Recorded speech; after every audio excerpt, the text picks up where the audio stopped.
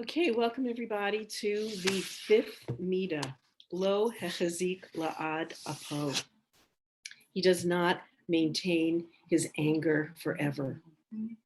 Zo midah acheret. This is another midah. She'afilu ha'adam machazik b'chet. Even if a person continues sinning, Ein HaKadosh Baruch Hu machazik af. The Holy One, blessed be He, does not maintain his anger. Ve'im machazik, and if he does maintain his anger, lo la'ad, it's not forever. Ela yivatel kas'o, afilu shelo yashuv ha'adam. Rather, he nullifies his anger, even if the person hasn't done teshuvah. Kamo shematzinu b'yemei Yeravim ben Yoash, like we saw in the days of Yeravim ben Yoash. Yeravim ben Yoash was 150 years later after Yeravim ben Nevat, who we mentioned in a previous midah, who had set up the golden calves for people to worship in the northern kingdoms in Beit El and in Dan, and he really led the people astray. So this is 150 years later. Now we have Yeravim ben Yoash, and he's still encouraging the people to worship the calves. And there's a war going on with Aram. Shechazira Kadosh Baruch Hu Gavul Yisroel, and the Holy One, blessed be He allowed him to win the war so that he could restore the border of Israel. Vehem Hayu Avdei Agalim, they were even serving calves, they were bowing down to calves, and yet HaShem was with them and allowed them to win the war. V'richem aleihem v'lo shavu, and God was merciful to them, and they did not do teshuvah. They had not done teshuvah. Im kain, lama richein. Wait a minute. If they didn't do teshuvah, then why was Hashem so merciful with them? B'shvil midah zo. Because of this midah, I'm going to shut my Jerusalem window so that I won't have the noise in the background.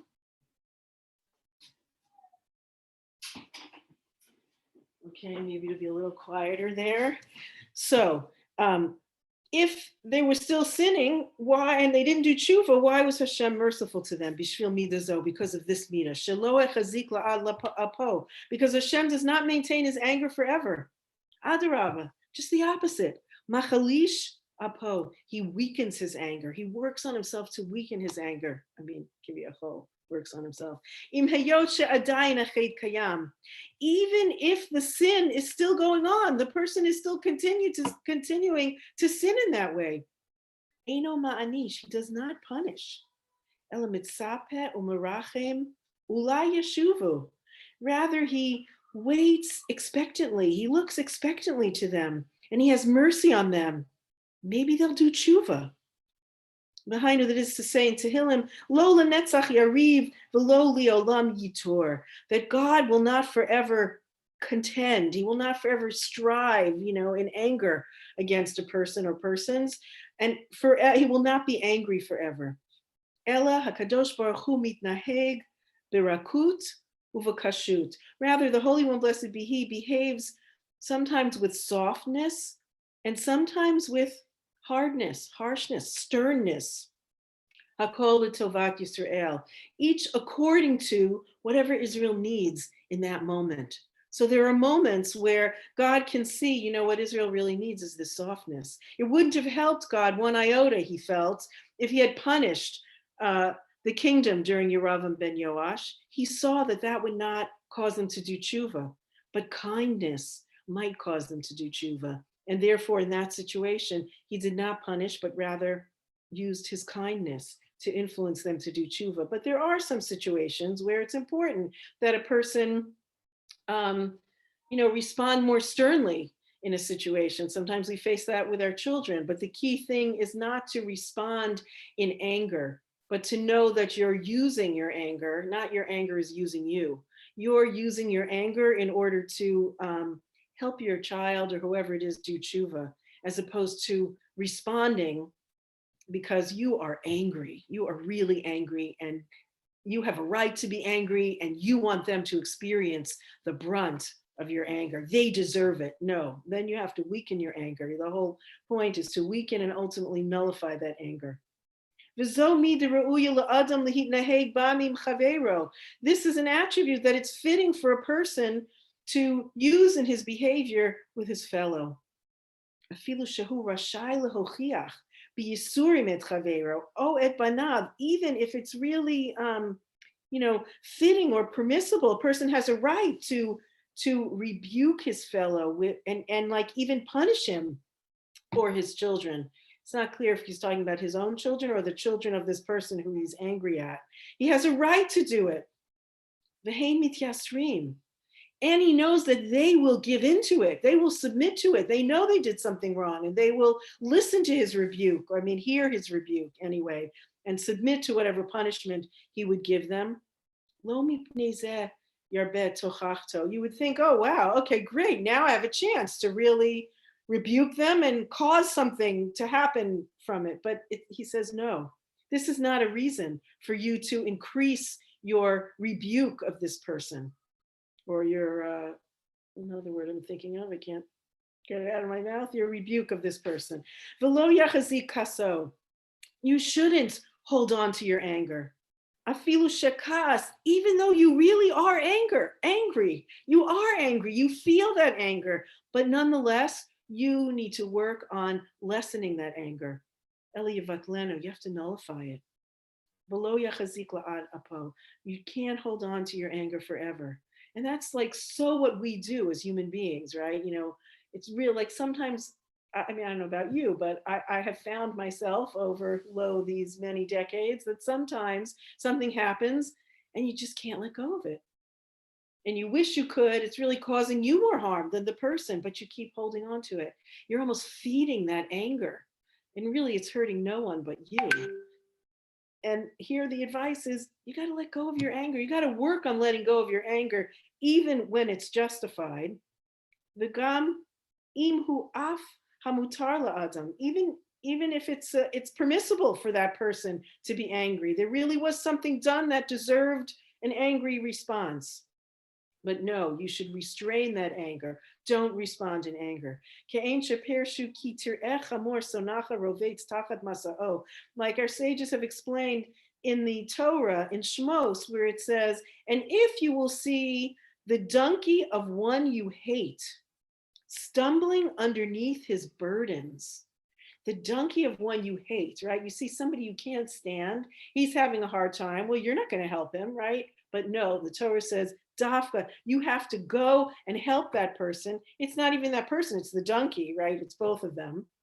Upershu, and the explanation in Pesachim is, Mahi hasina hazot. Why do you hate this person so much? What's the reason for that hatred? Shera'a oto over avera. You saw that person do an avera. V'hu yachid eino yachol laha'id. And you're the only person who saw it, so you can't stand up and testify against him.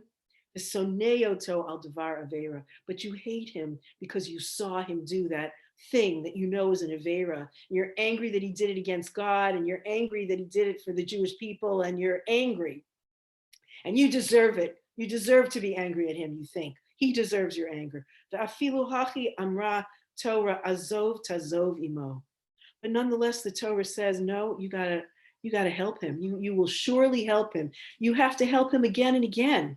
The Gemara explains, even if his donkey keeps falling down under the same burden, you have to not turn your back and say, oh my gosh, I already helped him once, helped him 2 times, helped him 3 times. What, you think I should, and I can't stand the guy, you think I should go and help him again? No, the Torah says, you have to do that. You have to do that. Shavok yat divlibach. It's very beautiful.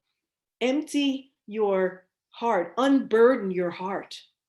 That's where the unburdening really needs to take place. You have to unburden your heart. Maybe HaShem put this person in that instance that you should see him, that you should see his donkey waffling under his load, so that you will have an opportunity to unload the burden in your own heart against this person.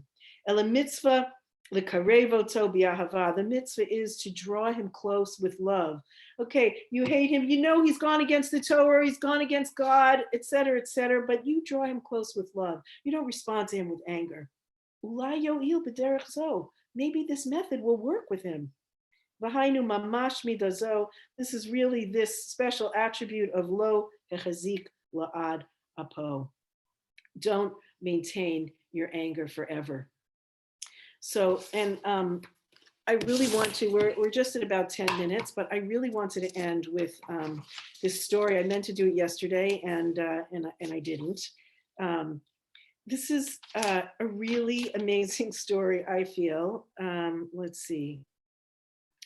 About the Chida. No, it's about his teacher. V'zo haita kol kavanat tzadikim akdoshim v'hizahara mikol chet uvasotam mitzvot. No, wait a second, sorry. Let's see if I can find where I want it to be. You know what? I can't find it right. The second, I'm going to save it for our next meeting. And instead, I'm going to go now to Tehillim. I'm going to say Tehillim 20. I invite you to say Tehillim 20 along if you want. Baruch Hashem, it's still daylight here, so I can. And Carol's not here to say it. I know she likes to say it herself. So here it is, Tehillim 20. Lam natzech mizmor leDavid, Ya'ancha Adonai biyom tzara yisagevcha Shem Elohei Yaakov. Yishlach ezrecha mikodesh umitzion yisadeka yizkor kol minchotecha va'olatcha yideshna sela yitain lecha achil baldecha v'chol atzarcha yimalei niranina b'yeshuatecha uv'shem Eloheinu nidgol yimalei Adonai kol mishalotecha ata yadati ki Hoshia Adonai Mashicho v'yamehu Yasnei Kodsho b'gvurot yesha yamino Ele v'arechev ve'ele basusim v'anachnu b'shem Adonai Eloheinu naskir Hema kar'u v'nafalu v'anachnu kamnu v'nitodad Adonai Hoshea melech yaneinu yom korenu. And all this learning and this saying of the Tehillim was for complete refua of Binyamin Yisroel ben Chanita. We should see miracles in that regard.